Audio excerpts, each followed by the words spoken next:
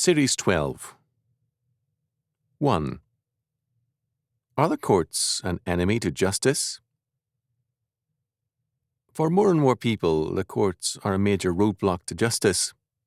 The criminal seems to do better in the courts than the victim, and the whole judicial process is a costly drain on the taxpayer. The Supreme Court seems to be a place where folly, not justice, reigns supreme. We can understand why this is so if we take a look at a key figure in 20th century American law. Oliver Wendell Holmes Jr., 1841 to 1935, was an Associate Justice of the Supreme Court of Massachusetts in 1882 and Chief Justice of that court from 1899 to 1902. From there, he went in 1902 to the U.S. Supreme Court, serving until 1932 for 30 very influential years.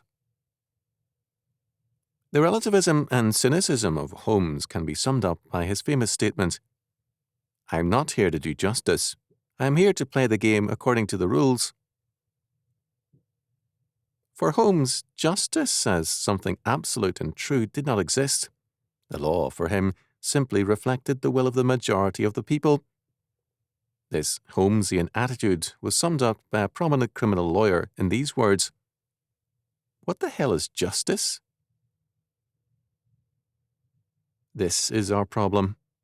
Our belief in justice is dropping out of our courts, our law schools, and our legislatures. The law is no longer the instrument of justice, but the will of the people. If 51% of the voters are evil, then, of necessity, the law is evil. Of course, the answer to this, made by many, is that there is no such thing as good and evil.